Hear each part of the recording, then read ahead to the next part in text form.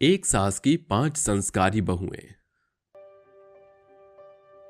शीला अपने जमाने में बहुत कामकाजी और काफी भागदौड़ करने वाली बहू रही है, पर अब ये सब काम करके वो थक चुकी थी और अब वो फुर्ती भी उसमें नहीं थी, जिसके दौरान वक्त रहते वो अपने 5 बेटों की शादी 5 कामकाजी सर्वगुण संपन्न संस्कारी बहुओं नैना, तारा, माया, दीक्षा, सौम्या से करवा देती है। ऐसे ही एक दिन 5 रसोई में खाना बना रही थी। तभी दीक्षा खाना बनाते समय रसोई की छत को देखकर कहती है, ओहो, छत पर कितने जाले लगे हैं। मुझसे तो गंदगी बिल्कुल भी नहीं देखी जाती। मन तो कर रहा है अभी जाले साफ कर दूं, पर अभी खाना बना रही हूँ। गंदगी तो मुझे भी बर्दाश्त नहीं है। मुझे हर एक कोना चकाचक चाहिए। हम खाना बनाकर माँ जी को दे देते हैं, उसके बाद 5 मिलकर रसोई की साफ सफाई करेंगे। ये बिल्कुल ठीक रहेगा। मैं जाले साफ कर दूंगी, तुम दोनों रसोई के डिब्बे साफ कर देना। मैं पुराने बर्तनों को साफ करके सजा दूंगी और एंड में जो गंदा फर्श होगा मैं उसे साफ कर दूंगी। तभी 5 फटाफट से काम करके अपनी सास को खाना देती हैं। तभी शीला कहती है, अरे क्या स्पीड है तुम्हारी। मैंने तो सोचा अभी 1 घंटे तक खाना बनाती रहोगी, पर तुम तो चुटकियों में खाना बनाकर मेरे सामने ले आई, वो भी इतना सारा। अरे माँ जी, दीदी ने आलू छीले, देवरानी ने मटर। इस तरह हम 5 बहुओं ने एक एक करके सारा काम आपस में बांट लिया और फटाफट खाना बना दिया। अच्छा, मुझसे तो काम ही नहीं होता। मैं करती तो कछुए की तरह 3-4 घंटे में इतना सारा खाना बनाती। कोई बात नहीं माँ जी, अब आपकी पहले जितनी फुर्ती नहीं रही, और वैसे भी हम 5 है ना। जब तक आप उठोगी इतने में तो हम 5 काम करके दूसरे काम पर लग जाएंगी। हाँ, हो सकता है। अच्छा माँ जी, रसोई थोड़ी गंदी पड़ी है, हम 5 जरा साफ सफाई करके आते हैं। ठीक है। इसके बाद 5 अपने हाथ में झाड़ू पोछा लेकर मिलकर सफाई करने लगती हैं। तो छोटी बहू जाले साफ करती है, एक रसोई के डिब्बे साफ करती है। कुछ ही देर में 5 बहुएं मिलकर रसोई को चकाचक कर देती हैं, जिसे देखकर सास कहती है, अरे वाह, मेरी 5G इंटरनेट जैसी स्पीड की बहुओं, तुमने तो चुटकी बजाते ही इस रसोई को चकाचक कर दिया। अभी थोड़ी देर ही हुई है मुझे। जाओ, तुम 5 सुबह से काम करके थक गई होगी, अब थोड़ा आराम कर लो। अरे नहीं माँ जी, काम करते रहते हैं तो हाथ पैरों की एक्सरसाइज हो जाती है, जिससे हमें और एनर्जी मिलती है। तुम चारों को थकान हो रही है तो आराम कर लो। नहीं दीदी, मैं तो फिट एंड फाइन हूँ। मैं तो अभी भी और काम कर सकती हूँ। मुझे भी थकान नहीं हुई। चलो दीदी, थोड़ा भजन कर लेते हैं, मन को शांति मिलेगी। मंदिर में चलते हैं, पंडित जी से पूछकर आते हैं एकादशी कब है। हाँ हाँ, दोनों काम एक साथ हो जाएंगे। हम आते हैं माँ जी। हाँ हाँ, जाओ। तुम्हें देखकर मुझे थकान हो गई, मैं तो सोने जा रही हूँ। तभी 5 बहुएं मंदिर जाती हैं, जहां मंदिर के बंद फाटक को देखकर वो कहती हैं, अरे इतने समय तो मंदिर कभी बंद नहीं होता। चलो पंडित जी के घर ही चलते हैं। तभी मंदिर के पीछे बनी कुटिया में 5 संस्कारी बहू आ जाती हैं और बीमार पंडित को देखकर कहती हैं, अरे पंडित जी, क्या हुआ आपको? आज आपने मंदिर के पट भी नहीं खोले, सब ठीक है? अरे बेटा, थोड़ा बीमार था तो हिम्मत नहीं हुई उठने की, इसलिए मंदिर बंद रह गया आज। पर तुम 5 का कैसे आना हुआ? वो हमें एकादशी की तिथि पूछनी थी आपसे, इसलिए आए। पर आप फिक्र मत कीजिए, हम है ना, हम मंदिर की सफाई करके मंदिर खोलेंगे। सबसे पहले आप मेरे साथ डॉक्टर के पास चलिए, बाकी मंदिर का काम हम देखते हैं।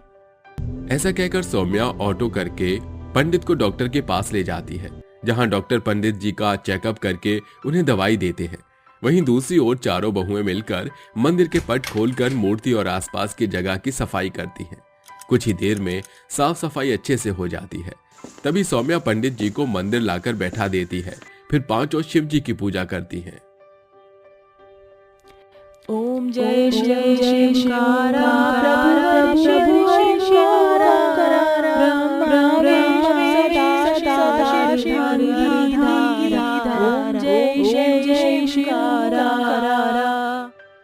अरे वाह बच्चों, पूजा करके और मंदिर में रौनक देखकर बहुत सुकून पहुंचा दिल को। तुम 5 कितनी संस्कारी हो। जी पंडित जी, वो तो हम हैं। तभी मंदिर में सभी भक्त अपना माथा टेकते हैं और प्रसाद चढ़ाते हैं, जिसके बाद 5 प्रसाद बांटती हैं और पंडित जी के पैर छूकर चली जाती हैं। वक्त गुजरता है। 5 इतनी संस्कारी थी कि किसी की भी मदद करनी हो तो सबसे पहले अपना हाथ आगे बढ़ाती थी। पड़ोस में सेवा करती थी, जागरण में जाकर गाना गाती थी, मंदिर में गरीबों को हर रविवार खाना खिलाती थी। एक दिन सास शीला जूस पीते वक्त कांच का गिलास उससे गिर जाता है, जिससे सारा फर्श गंदा हो जाता है। सास धीरे धीरे डर कर कांच उठाने की कोशिश करती है। इतने में आवाज सुनकर नैना दीक्षा दोनों कहती हैं, अरे माँ जी, जूस का ग्लास टूट गया, आप मत कीजिए, हम कर लेते हैं। हाँ माँ जी। इतना कहते ही दोनों फटाफट से कांच के टुकड़े उठाकर सफाई कर देती हैं। तो सास बोलती है, हाय दैया, तुम दोनों ने तो पलक झपकते ही आके सफाई कर दी। इतनी फुर्ती कहाँ से आती है तुम में? वैसे तुम्हारी जितनी उम्र में मैं भी फटाफट सारे काम कर लेती थी। तभी एक गाना आया था, शीला शीला की जवानी, मैं तो हूँ हुस्न की रानी, किसी के हाथ ना आनी। ओ बस बस माँ जी, हम जानते हैं आपकी जवानी और फुर्ती के बारे में। कछुए जैसी तो चाल है, आप बड़ा काम करती होंगी।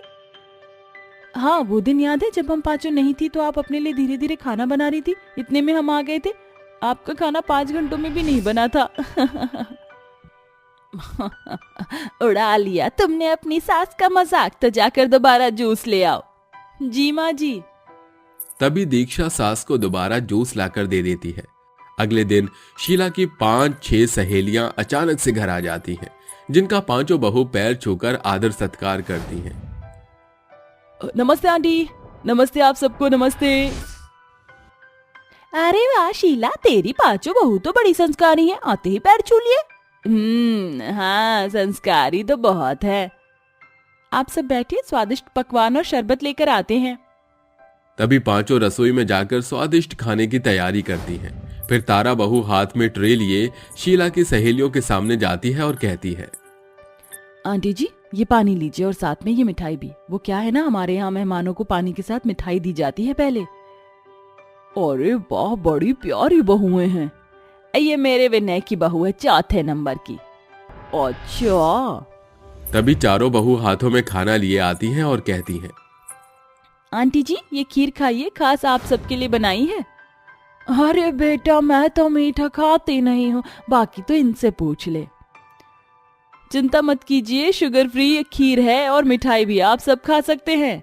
और तीखा खाना हो तो आप ये मिर्ची और प्याज की भुजिया खा सकते हैं चाय के साथ। और ये इमली की गोलियां हैं, घर में बनाई है, चक्कर देखिए। अरे वाह शीला, तेरी 5 बहुओं ने तो चंद मिनटों में इतना सारा खाना बना लिया और तुरंत ले भी आए। बड़ी किस्मत वाली है, तुझे इतनी प्यारी संस्कारी बहू मिली है। हमारी एक भी बहू इन 5 की तरह नहीं है। हाँ, वो तो है। अरे इनकी संस्कारी हरकतों से तो मैं परेशान हूँ। जब देखो साफ सफाई करती रहेंगी या दूसरों की मदद करती रहेंगी। इतनी फुर्तीली हैं, पूजा पाठ के काम में भी मेरे बिना बोले सारे कर लेती हैं। आधी पंडिताइन तो ये खुद हैं।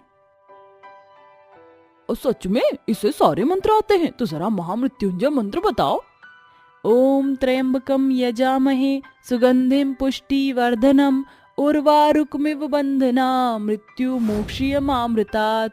ओम स्व। अरे वाह, मान गई तेरी बहू को। कोई किसी से कम नहीं, 5 एक बराबर है।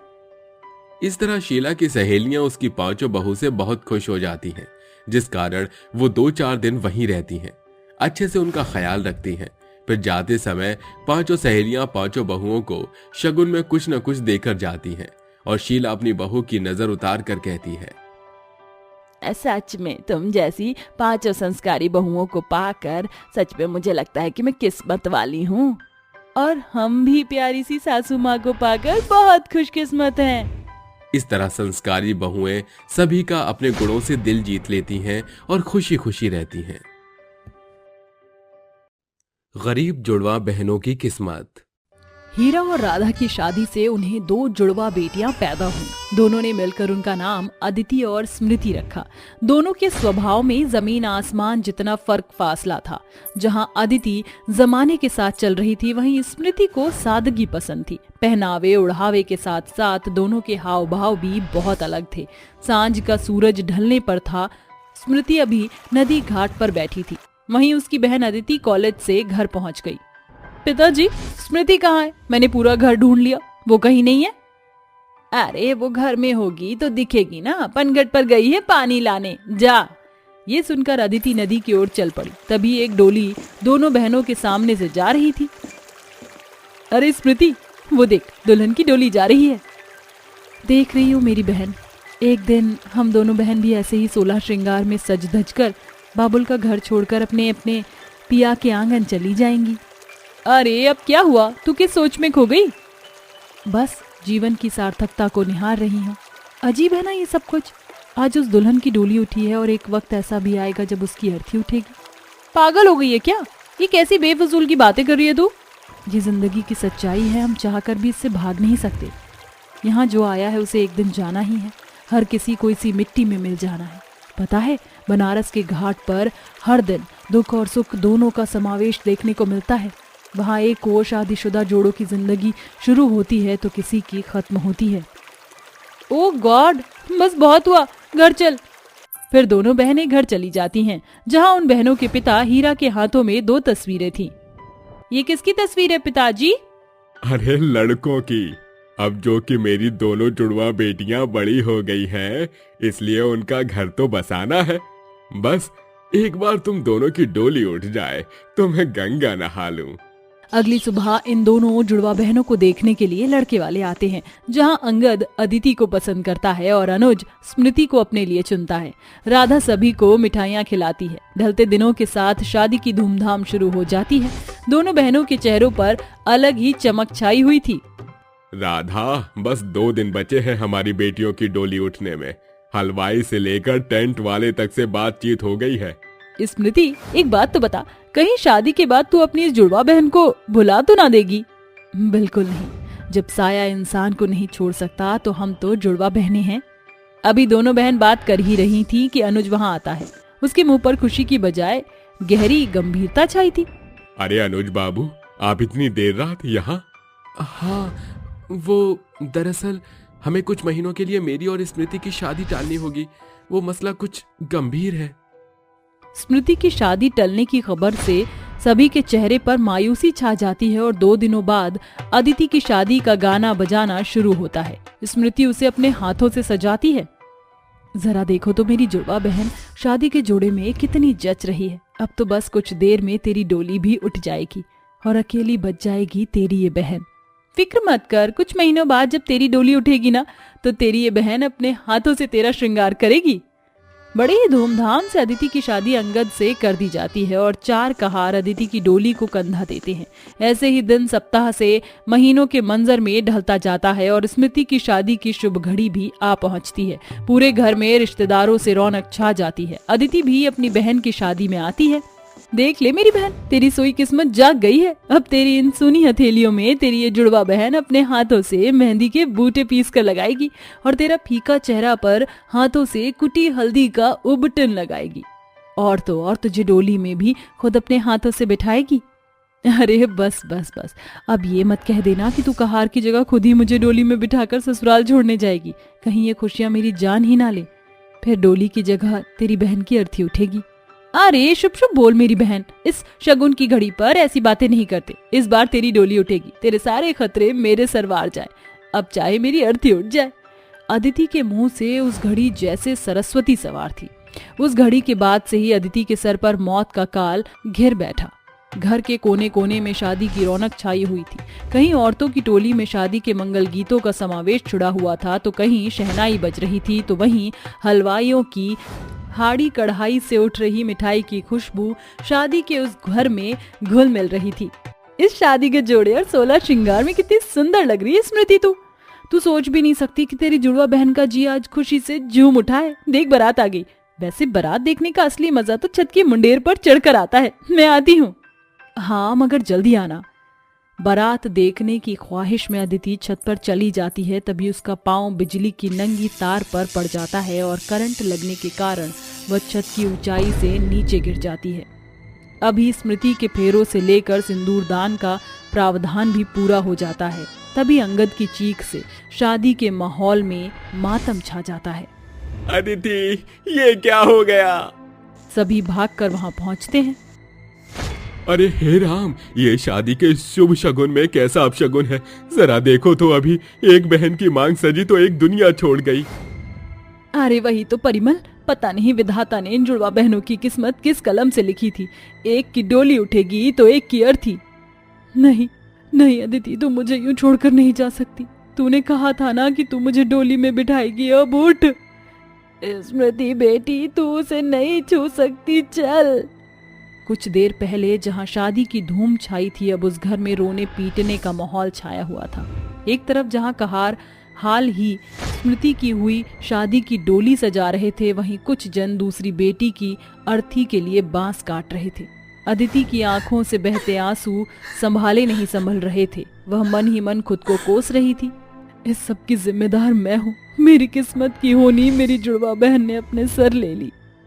संभाल खुद को स्मृति, होनी को कोई भी टाल नहीं सकता। इसे बुरी किस्मत समझकर भूलना होगा बेटा। उस पिता ने अपने दिल पर पत्थर रखकर ये शब्द कह तो दिए, मगर उसने खुद भी नहीं सोचा था कि उसकी जुड़वा बेटियों की किस्मत इस मोड़ पर जा मिलेगी। अदिति का शरीर पीला पड़ चुका था, मानो हाल ही में उसकी हल्दी की रस्म हुई हो। उसके शव को 16 श्रृंगार में सजाया गया और दोनों जुड़वा बहनों की विदाई की बेला आ पहुंची। जहां एक बहन को कहार दुल्हन की डोली में बिठाकर ससुराल ले जाया जा रहा था, वहीं दूसरी को शमशान। मगर दोनों के बीच एक बात बराबर थी।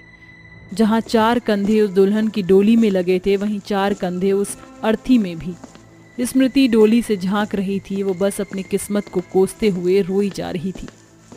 अदिति, अदिति। राम नाम सत्य है, राम नाम सत्य है, सत्य बोलो सत्य है, राम नाम सत्य है। दिन ढलते गए, जिसके साथ स्मृति के दिलो दिमाग में उस बसी कड़वी यादों की छवि धुंधली पड़ गई। आखिरकार उसने किस्मत के लिखे लेख से समझौता कर लिया।